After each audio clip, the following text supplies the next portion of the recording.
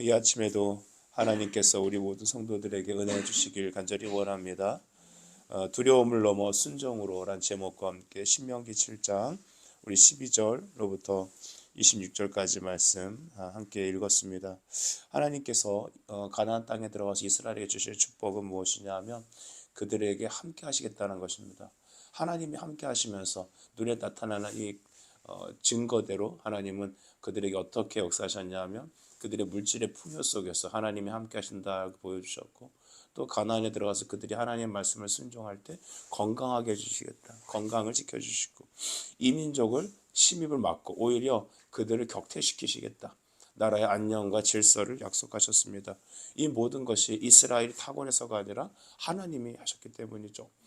최근에 이제 인터넷에 자꾸 올라오는 이 국방 안보의 소식이 참 국민들을 마음을 어렵게 하는 것 같아요. 그래서 한쪽 우리 정부도 보면 좌우로 나뉘어져 있지 않습니까? 이렇게 극단을 다루는 게 언제 있었나 싶을 정도로 굉장히 치열한 현상인 것 같아요. 하나가 돼도 시원찮은 이 한국에 양쪽으로 나뉘어서 편가르기 싸움이 굉장히 강한 시대인 것 같아요. 그래서 이 북한에서 핵실험을 하는 것을 이미 우리가 알고 있는데, 그것이 이제 남한의 이제 공격으로 이어질 것이다라는 이 미국의 이제 정보가 우리에게 또 뉴스로 나오지 않습니까? 이런 걸 통해서 보게 될 때 그냥 무서워서 이것을 잊고 그냥 우리 막 좀 더 기분을 좋게 하자라고 해서도 안 될 것이고, 이 상황을 그냥 쉬쉬 얘기하지 말고 감추자 해도 안 될 것이며, 그렇다고 해서 누구 책임이냐 따져도 안 될 것이고, 우리가 할 수 있는 것은 무엇일까요? 사실을 정확히 알고 말씀 앞에서 주께 기도해야 될 줄 믿습니다. 여러분, 기도합시다. 히스기야가 정말 이 사내립의 군대가 쳐들어왔을 때 어떻게 했죠? 그의 편지를 하나님의 성전에 가서 펴놓고 주님 보시옵소서, 들으시옵소서라고 하며 나는 오직 주만 바라나이다 했습니다. 우리도 이렇게 말합시다. 주만 바라나이다. 여러분, 우리는 뭐 구국 교회도 아니고 우리 오직 말씀만 의지하는 하나님 나라 백성들입니다. 이 땅을 살지만 하나님 나라를 살아가죠. 그래서 오늘 이 신명기 7장의 말씀은 우리에게 굉장히 중요한 메시지가 많이 있습니다. 하나님께서는 어떻게 말하냐면 너희가 나의 말을 듣고 순종하라 말합니다. 12절을 보면 너희가 이 모든 법도를 듣고 지켜 행하면 내 하나님 여호와께서 내 조상들에게 맹세하신 언약을 지켜 내게 인애를 베풀 것이라. 아멘. 하나님께서 너희에게 복을 주길 원하신다는 거죠. 하나님은 주시기 원하신다는 겁니다. 하나님 우리에게 고난을 주시고 연단을 주시고 뭐 우리에게 채찍을 내리시는 게 당신의 본뜻이 아니십니다. 하나님 우리에게 좋은 걸 주시기 원하시죠. 우리 하나님은 그래서 부성적 사랑의 하나님이다라고 말하잖아요. 부성적 아비의 사랑. 우리 모든 사람에게 베푸시고 주시는 우리 하나님이시다라는 것이죠. 그 하나님께서 하나님의 자녀들, 특별히 언약의 자손들인 우리에게, 교회에게 하나님은 지키시고 은혜를 주시길 원합니다. 근데 그 조건은 하나님의 법도의 말씀, 주의 말씀을 기억하고 듣고 순종하라는 것이죠. 여러분, 우리가 어떻게 하나님 말씀을 완전하게 순종합니까? 완전주의를 말하는 게 아닙니다. 완벽하라는 것이 아닙니다. 우리의 마음을 하나님께 쏟으라는 것이죠. 온 마음을 쏟아 하나님 말씀을 기억합시다. 요즘 우리 중학생 학생들이 교회 나와서 아침에 같이 이렇게 큐티하고 말씀 듣고 기도하고 하루를 시작합니다. 아이들이 때로는 불평도 합니다. 왜 방학인데 아침잠을 못 잡니까? 적어도 여기 10시까지 나와서 예배하려면 9시에 일어나야 될 거 아닐까요? 그러니까 학교 가는 시간보다 좀 약간 좀 늦게 느슨해졌지만 그들이 원래 바랬던 것이 있잖아요. 늘어지게 자고 게임하고 편하게 밥 먹고, 그런 생활을 다 빼앗아 가서 교회에서 함께 모여서 말씀을 듣고 예배하고, 또 여러분 그들이 또 각자 학습을 하고 책을 읽고 책을 나누고, 이런 것들이 다 하나님의 사람으로 준비되어지는 걸 저는 믿습니다. 가장 중요한 건 들어야 합니다. 그리고 여러분 그 말씀을 들었으면 기도해야 합니다. 순종의 은혜는 하나님이 주시는 것입니다. 나의 결단력을 되지 않습니다. 우리 교회는 살아낸다는 말 하지 맙시다. 살아감이라고 얘기합시다. 은혜로 살아간다고 말하고 100% 순종의 사람이 되기 위하여 하나님께 부르짖고 내가 그에게 나아가기 힘쓰십시다. 하나님께서는 그 하나님 말씀을 듣고 순종하는 사람들에게 주시고자 하는 축복을 13절 경제적인 풍요라고 얘기했습니다. 여러분 13절 같이 읽어볼까요? 시작.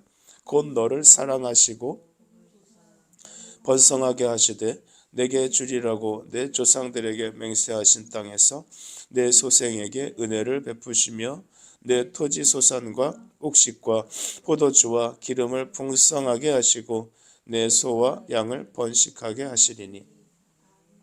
풍성하게 하시고 번식하게 하시며 또한 하나님께서 맹세하신 그 땅에서 은혜를 베풀어 주신다는 겁니다. 하나님의 은혜를 그들이 말씀에 순종하는 백성이 됐을 때 어떤 복을 주시겠다고요? 너희 하는 모든 일을 잘되게 하시겠다라는 것입니다. 하나님께서 우리 성도들에게 이 은혜를 주시길 기대합니다. 뭐 부자 되려고 예수 믿냐? 우린 그거 물질주의 아니죠. 그죠? 하지만 우리 만모니즘을 따르지 않습니다. 하지만 하나님께서 믿음으로 순종하는 가정들에게 주시고자 하는 영적 은혜 중에 하나는 그들의 삶을 복주시는 것입니다. 저는 우리 성도들이 다 잘 되셨으면 좋겠어요. 다 그들의 병이 고쳐지길 기대합니다. 여러분이 강건하게 주님을 위해서 여러분의 물질과 삶을 드려 기뻐하길 원합니다. 물론 어떤 사람들마다 다 각자 달란트가 받은 게 여러 가지겠죠. 물질도 달란트입니다, 여러분. 하나님 주신 은혜죠. 그런데 이런 은혜들로 하나님의 교회를 세우기를 원하는 것입니다. 제가 어디서 땅을 판들 금이 나오겠어요? 그렇죠? 제가 무슨 사업을 하겠어요? 그건 아니잖아요. 여러분의 삶을 축복하고 여러분의 말씀으로 하나님의 복을 받으셔서 하나님이 주시는 은혜를 통하여서 여러분들이 하나님의 교회를 세우셔야 되지 않겠습니까? 여러분, 우리에게 주신 모든 은혜는 많든지 적든지 다 주님이 주시는 것이기 때문에 일용할 것입니다. 하지만 기대하는 것은 하나님 말씀에 순종하였을 때 주님이 그들의 삶의 토지에 모든 하는 일에 복을 주시겠다 하셨습니다.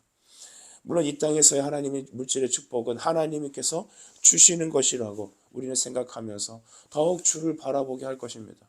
그런데 이것이 반대로 여러분이 물질을 쫓게 되면 어떻게 될까요? 줬던 것도 다시 빼앗아 갑니다. 우리는 이렇게 말할 수 있죠. 하나님 치사하게 줬는데 줄 때는 언제고 가져갈 때는 언제입니까? 여러분, 그건 치사한 게 아니죠. 그게 여러분에게 복일 겁니다.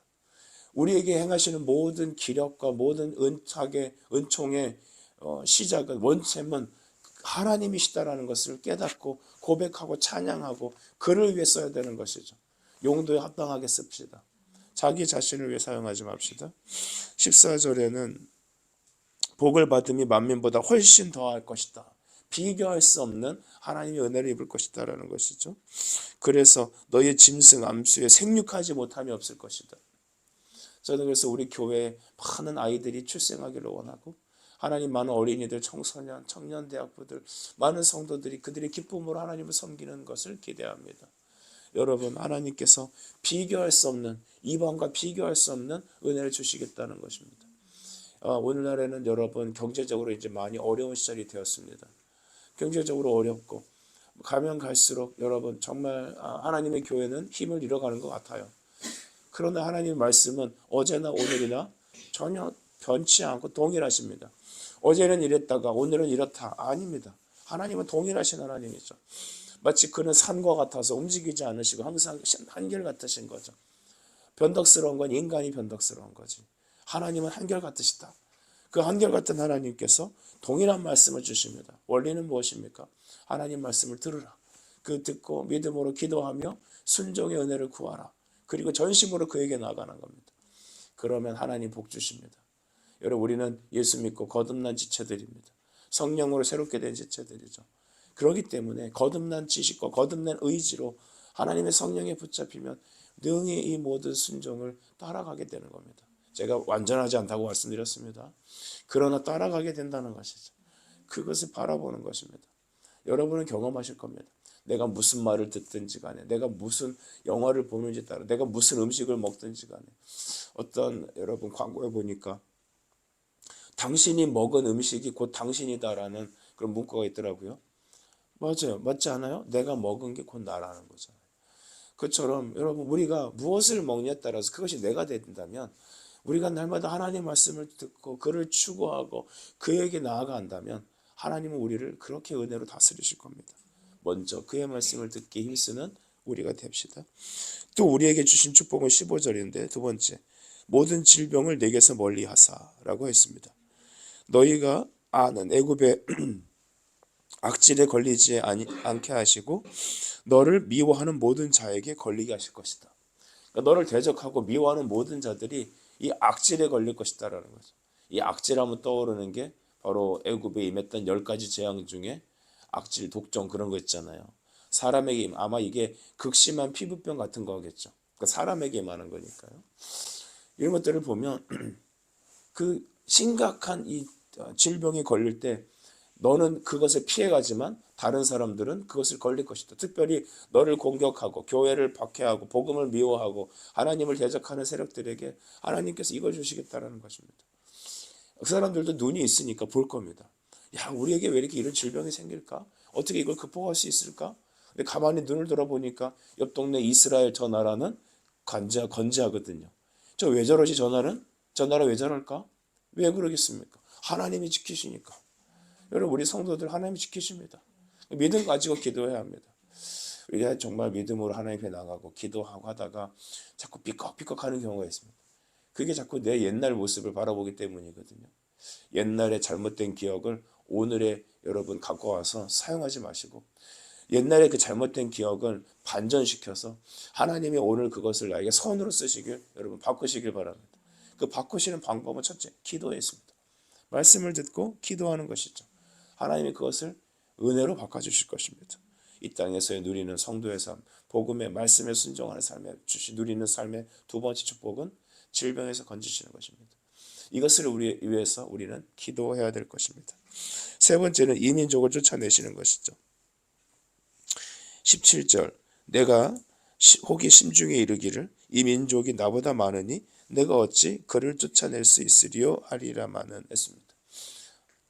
가나안의 7 족속들 어제 우리 말씀을 들어서 기억하죠. 이 7 족속들은요 키가 장대한 사람들이었어요. 실력이 우리보다 탁월한 사람이었고요. 강력한 무기를 갖고 있었습니다. 어제도 말씀을 드렸죠. 우리가 중국, 러시아 이런 나라랑 1대1로 맞짱을 뜨면 맞짱이라는 표현이 맞나 모르겠습니다. 근데 이렇게 전쟁을 하면 이기겠습니까 우리가? 지죠. 이길 수 없습니다. 바다에서 일본과 정면으로 붙으면 우리가 이기겠습니까? 못 이깁니다. 우리 자력의 힘으로는. 그런데 우리 뒤에 미국이 있는 게 아니라 우리 뒤에 누가 계십니까? 하나님이 계십니다. 여러분 저 북한이 핵 개발하면서 계속 남침 야욕을 끊임없이 해왔어요. 이 나라의 정부가 이렇게 이쪽 편에 들면 저 북한이 또 저렇게 강성해지고 또 이쪽 편에 들게 되면 또 갈등이 생기고 참 우리나라 답이 없습니다. 그러나 답은 하나님께 있지 않습니까? 그래서 아무리 저 나라가 강력하고 우리가 이길 수 있을까 염려가 돼도 두려워하지 말아라. 18절에 그 두려워하지 마라 이유를 18절에 하나님이 심플하게 정리하십니다. 그들을 두려워하지 말고 내 하나님 여호와께서 바로와 온 애굽에 행하신 것을 잘 기억하되. 출애굽 사건은 평생 이스라엘이 가져가야 될 영적 승리의 경험이었습니다. 여러분 우리 인생에 영적 승리의 경험이 다 있을 겁니다. 예수님을 믿고 거듭나고 또한 말씀을 통해 날마다 그가 주신 은혜를 경험했던 것들. 그래서 우리 과거에 매여 있어서도 안 되지만 우리가 지난날 하나님 주셨던 받은 은혜를 세어보아야 합니다. 여러분 받은 은혜를 세어보십시오. 자꾸 현실만 보면 빈털터리 같잖아요. 내 은혜의 그 은행잔고 말이 되나요 모르겠는데요. 내 은혜의 은행잔고에 현재에는 탈탈 털어서 나오는 돈이 없을 수도 있습니다. 근데 하나님이 그렇다고 은혜 안 주는 게 아니잖아요.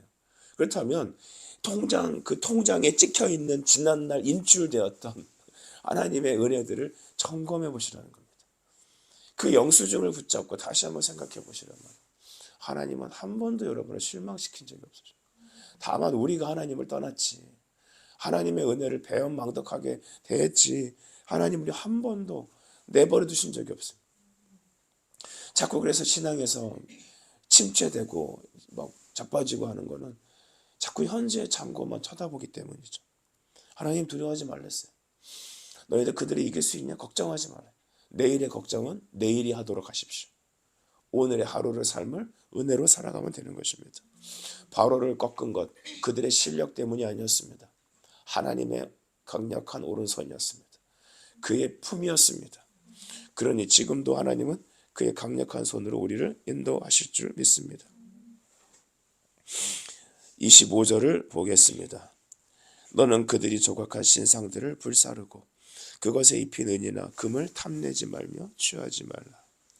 내가 그것으로 말미암아 올무에 걸릴까 하노니. 같이 읽어볼까요? 시작. 이는 내 하나님 여호와께서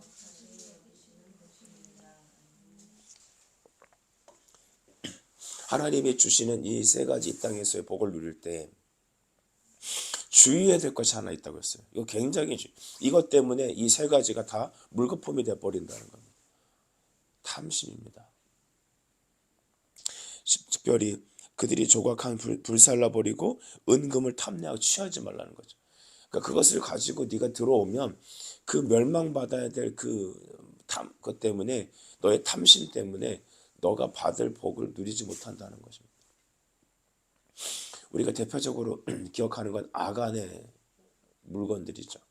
아간이 그것을 쉽게 이길 수 있었지만 그가 탐심으로 그 물건들을 챙겨온 바람에 어떻게 되었습니까? 이스라엘이 철저하게 패망당했습니다. 이스라엘이 패망당한 군사적인 손실을 떠나서는 크게 패망이 없을 수 있지만 뭐가 문제였냐면 사기가 바닥을 쳤기 때문입니다. 싸울 의지를 상실해버렸기 때문이죠. 군인이 전쟁하는 군대가 전의를 상실하면 그건 져버린 거예요. 이길 수 없는 것입니다. 그렇기 때문에 여러분 아간의 그것을 통해서 하나님 어떻게 징벌 하십니까? 그의 생명과 그의 가게를 다 싹 심판해 버리지 않습니까? 불로 태워버리지 않습니까?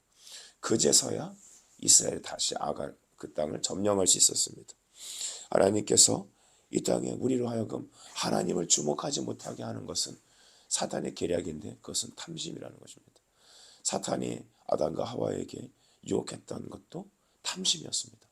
보암직했고 먹음직했고 지혜로울 만하게 인간의 생각으로 그것을 가져가게 하고 싶었던 것이죠. 여러분 이런 것들로 인하여서 우리가 항상 넘어지는 것입니다. 요한일서 5장 21절을 말하기를 자녀들아 너희 자신을 지켜 우상에게서 멀리하라. 탐심은 우상 숭배입니다. 우리 안에 있는 모든 탐심이 그리스도의 보혈의 은혜로 깨지길 축복합니다. 그러기 위해서 먼저 하나님 말씀을 들읍시다. 그 은혜에 충만합시다. 그리고 기도의 자리에 나가십시다. 탐심으로 기도하지 말고 오히려 하나님을 말미암아 충만히 여기고 그로 만족하고 그 하나 주실 영적 은혜를 기대하면서 이 세상에서 방법으로 취해서 얻는 행복과 풍요로움이 아닌 하나님이 주시는 풍요로와 은혜로운 것으로 기뻐하며 이 땅에서의 삶을 살며 천국에서의 영생 복락을 추구하는 저와 여러분 되길 간절히 바랍니다.